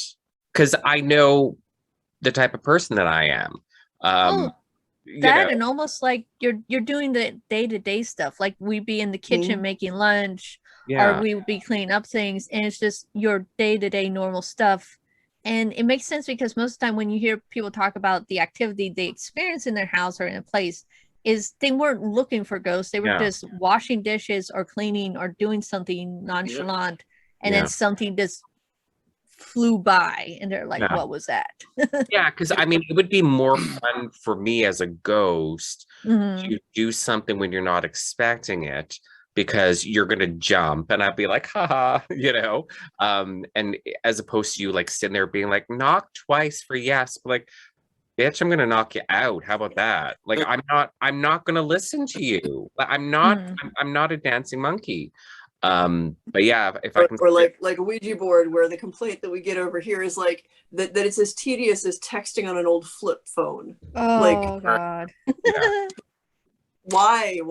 You can hear me, right? Yeah. So why? And I'm like, they can't. Like, could we? No. Okay, sorry. They need a visual. Yeah, they need a visual thing. I can hear you just fine. Well, then why don't we just talk? We'll just do the Stranger Things Christmas lights, and we'll do right. Yeah. Okay, Bob. Sometimes the spirits don't even know that you're there. Right. One time I remember one of my crew and I were sitting quiet in a room, and we hear footsteps up on the stage near us, and we hear it moving across, and then it's moving across the floor right towards us, and then all of a sudden you hear a gasp and a stomp on the floor, and it moves away really fast. It didn't know we were there. And then all of a sudden, it was scared by us. It was like, how great was that? Yeah. That's kind of awesome. Yeah, I mean, it seems like half the time when you hear people experience activity or when they see activity, the spirit seems to be going about its day-to-day life, like it's going through a door or upstairs or dealing with the kitchen or something normal, nonchalant. So it's just going through its pattern and Yeah. everything, and you just apparently run into it. The aggressive ones are the anomalies. Like most things, if it is sentient, if like there's enough of the person's still there, they're just people, like literally just people. Even the non-human one, it's very rare for something to be like the addict who had either been murdered or committed suicide and just had a boatload of issues she had no desire to fix. Probably would have been that type of person in life. She was certainly that type of person in death, and I was just done. Yeah. So no, I agree. So Michelle, are you saying that not every building and house has a demon in it ready to attack a dude bro with a camera? That Lies. sounds All crazy. lies. I don't believe you, Michelle. I really think if I were a demon, I would have an awful lot more things to do that were more interesting to me than just goosing guys in tight black t-shirts. Right. Yeah. I think there's the paranormal shows have been around long enough. I feel like half the time it's like if there's something there, it's just messing with people at this point. It's like, oh, these guys are here, cool. Let's mess with them. Let's fuck with them now. Like I think they get messed with half time. I would, because I mean, I'm a dick. Like as a person, I'm a dick. So why would I be any different dead? Of course, I'm gonna mess with them. That does not enlighten you much more. Magically, I don't think we can rule out the possibility that some people have intentionally or otherwise created their own constructs. So that like they wanted to be buggered by a demon so much that now they basically have like this little like balloon bopping around after them that will certainly like act that way, but it's just work, like it's energy that they've shaped. Yeah, absolutely. I can see that, especially with people claiming attachments and things following them home. It's like I can see, because if it happens so often and it's like, well, have you just focused so much energy, like you said, making an attachment or making something you wanted to follow you home or something like that? Right. Did you expect something to follow you home, like in the back of your mind without even realizing it? Well, they want their homes to be haunted. They want to feel special. Yeah. There's a lot of that you run into. Well, you do see plenty of that on the shows that go into people's houses. Like they're meant to, to help people with their hauntings. Not like, like going into like abandoned prisons or anything like that. And you see some of the people sometimes being like, well, I like having the ghosts. So, it's like, oh, okay, why am I here then?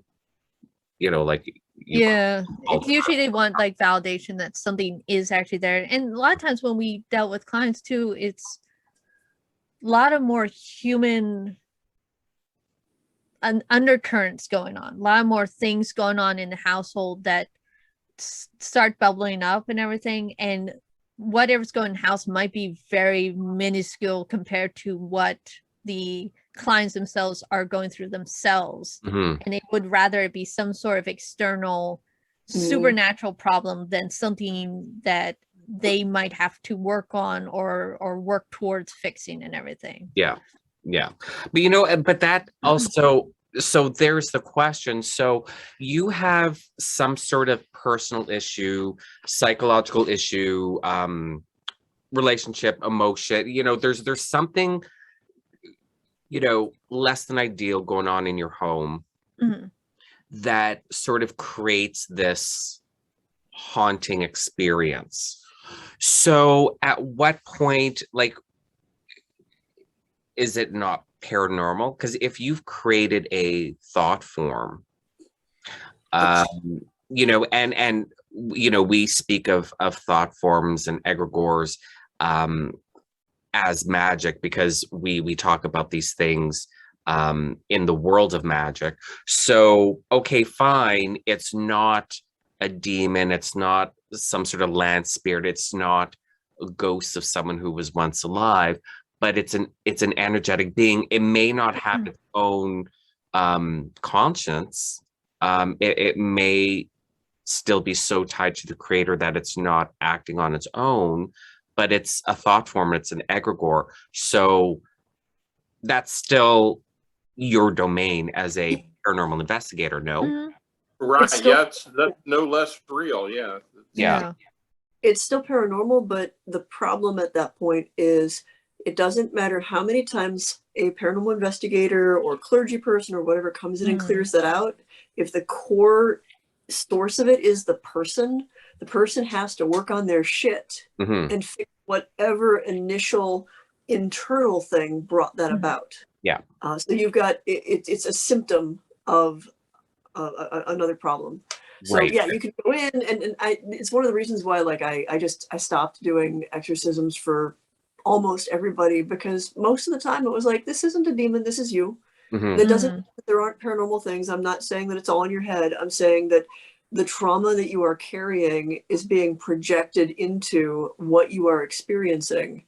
And until you deal with that trauma, you are going to continue to unconsciously create the situation and make everything worse for yourself. So you've got to deal with the paranormal stuff and like protect the people around you from this sort of like just explosive thing that's happening, but also more than that, deal with what is wrong, like solve your problems, do the shadow work, heal, get some boundaries, dang it. Yeah. There's a reason why so much occult detective fiction. The occult detectives are psychiatrists. Ever notice that? Yeah, that's why. Because when you're out there and you're in the field, these are the things that you run into so often. So when these occultists write these stories, like Dion Fortune or Aleister Crowley or Algernon Blackwood, they're writing from that experience, and so they make their occult detectives psychiatrists because it's just so prevalent. My background serves me well in this field.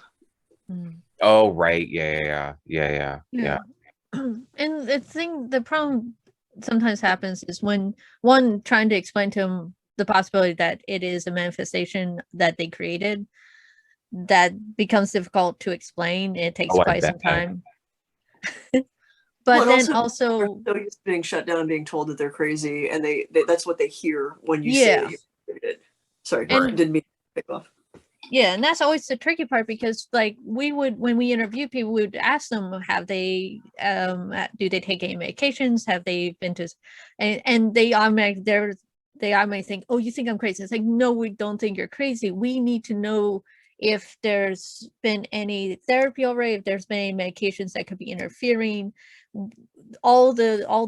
this process. But we don't think you're crazy. We just need to know this information, because this could be something that could work to help you with this. But it's always that push-pull with them, because they would rather have it be external than something they must work internally to work on. And so it's trying to find that.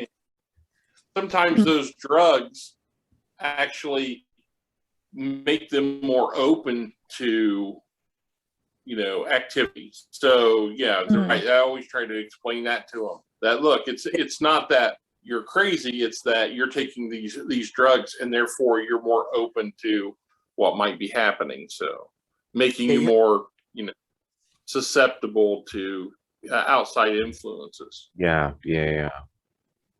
I'm going to have to go fairly soon, but I want to hear Bob's story before I do. See, I was going to tell something very innocuous, right? Since you guys had such dramatic stories. But okay, so all right, I'll go really quick. But it's two stories that run parallel.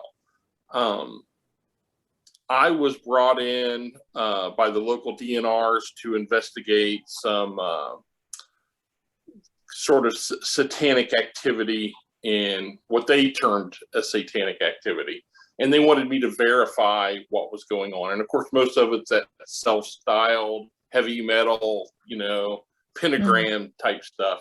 But I was brought into a house on one occasion that had a very intricate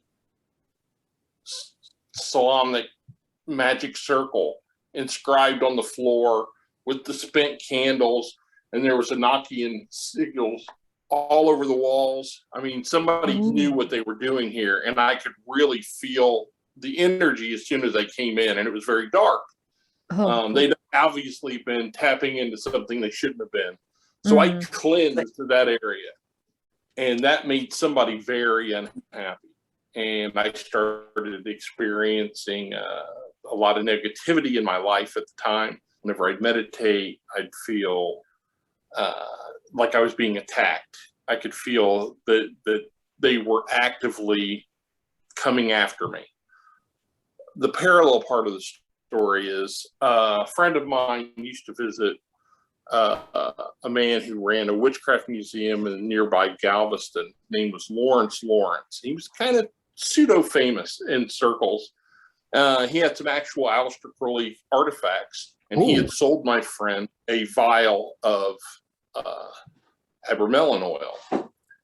And my friend, he died in a tragic car accident, and his mother gave me that vial.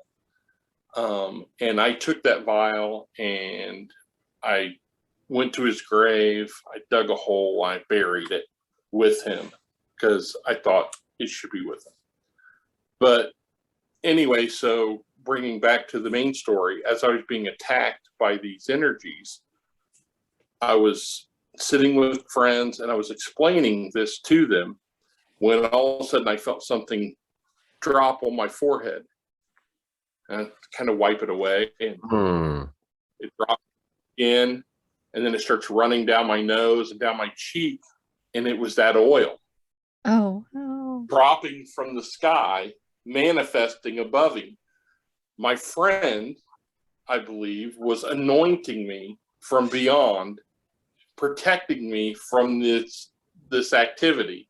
Shortly after that, the activity stopped. When we went to investigate further, we knew where these people were at. They had up and packed up and moved. And the word we got back was that they had hit a wall, and it had reverberated back to them, right? So the dark magic they were working against me had rebounded, and they fled the area. So that was just something that meant a lot to me, right? I never get that. So only those of us who have been hip deep in this, as long as any of us have been, would be like, oh, this is an understated story. There's, an apparition of a Bremlin oil that I buried with a dead friend that, has come to like help me deal with this stuff beyond. Nothing. But yeah, it's kind of, There's Bob's innocuous little story, since the other one's so much more dramatic. We'll save that for another time. So those stories were so fantastic. So yeah, we're definitely having some adventures in Bob's neck of the woods at the Oddfellows, because throw me in head first. I think it's going to be fun. And that's a good story to, I guess, end this episode on. It doesn't get better than those stories. And it's I don't know how I feel about the magic that you guys have experienced in paranormal investigations to be, somewhat as dramatic or exaggerated as I thought. You know what I mean? Like, I'm like, oh, so I'm not that creative. Is people actually doing this? I mean, nobody's shooting fireballs with their fingertips. There's no Fazare. As cool as that would be. Not yet. Just wait till we all get together. I'm sure we can make that happen. We can burn down the Oddfellows. No, we can't. We're staying there. Never mind. Right, It doesn't- right, yeah. Not literally burning it down. Like burn it on the astral if you really feel the need to, but even that seems excessive. Right. That seems like a lot of work. Like, never mind. Never mind. Okay, well, you guys, thank you so much for coming on. This was so exciting. Thank you for having us. Yeah, Yes. no, I knew this was going to be a good episode, but this was so much better than I even thought because just the stories, like these actual lived experiences, were so fantastic. So I really appreciate you three for coming on. And this is Bob's second time on the podcast, Eilfie's second, Michelle's third time. Michelle is yeah. So you're leading the pack with the amount of times that you've been on the podcast. So there you go. You're just a star. What can I say? What can I say? Yeah. So anyways, oh, I forgot. I was going to ask you that. Michelle, I see like a interesting looking book behind you that's coincidentally placed right behind you in perfect view of the camera. That seems like an interesting book. What is it, pray tell? Oh, just a 10th anniversary edition of the Dictionary of Demons. Woohoo! It is so lovely. I'm very happy with hardcover. It's gorgeous. It's all sold out now. You can't get the hardcover anymore, but you can get the softcover. Yeah, it's fantastic. I was more amazed how much more information you crammed into the 10th anniversary compared to the first one. Yeah. My wife will ever forgive me because somebody had pointed out a new grimoire that I hadn't had access to after I was like almost done, and we were on our vacation at a place in upstate New York. And I mean, I like to work and read and do research anyway, but we spent most of the nights just transcribing stuff frenetically to get all of these like extra 300 names that I was just like, I can't leave this out though. Like so much scholarship had happened in the 10 years, like especially like in academic circles, when I was trying to do this stuff as like a freshman and sophomore at my Jesuit university back in like the early 90s, like no one was like taking the study of this seriously, not from a literary perspective, not from a sociological perspective, not anthropologically, none of it. And because it was magic, like nobody did. And now there's there's good scholarship. There's some fantastic voices. Like there's so much, so many things that are being translated. Can't wait for the next 10 years. And what it'll have to be a 2-volume set at that point. Yeah. That's awesome. That's awesome. Okay, so for the listeners, and for the viewers, because this will go up on YouTube, you guys have some homework. You're going to revisit some Paranormal State episodes because they're fun. You're going to watch the movie A Dark Song, and then you're all going to tweet at Liam Gavin to be like, John wants you on his podcast, so respond to his email. You guys are going to watch Chemical Wedding and then let me know what you think of that on Twitter to see if I should watch it or not.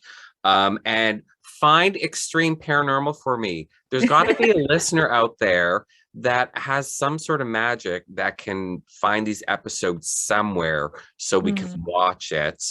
And lastly, if you want some good occult fiction, you're going to want to buy all of Bob's books. Especially my favorite, Descendant, which is just so fantastic. But Firstborn I really, really, really like as well because it's all short stories and I really like short stories. And Michelle's Shadowside series, which is just mind-blowing. I remember when I first started reading the first book, and I'm writing my little short stories as well. And I'm reading, I got into book 1, like I was literally on page 2 and I'm like, how can I even let anyone read what I write when this stuff exists? So brilliant. It's so fantastic. And it reads like a movie. Like it's just, they're perfect. So it's great occult fiction. It's fantastic. So snap up all of their books. Angry Nephilim doing magic, getting into trouble. Absolutely. Right. Yeah. So, and on that note, everyone's links are going to be in the show notes, so you can follow Bob, Eilfie, and Michelle on all their social media.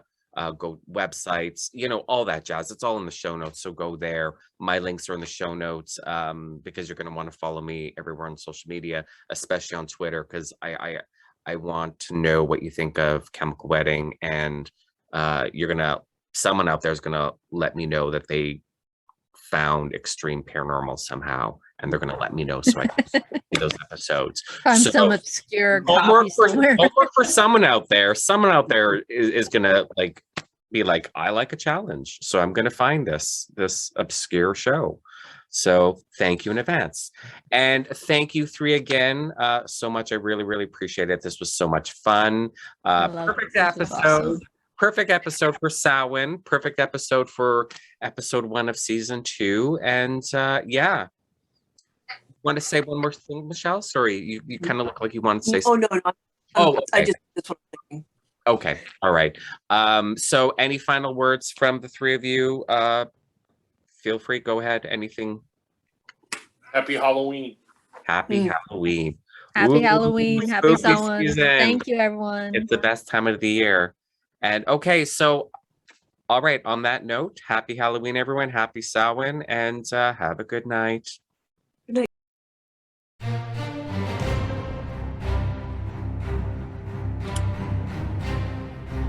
Thank you for listening to this episode of The Lux Files. You'll find all the guest links in the show notes, as well as the link www.leilokanzalwin.com/links.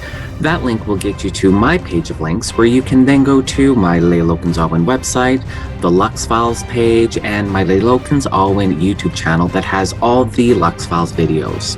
It also has all my social media links there, so you can follow me and the Lux Files.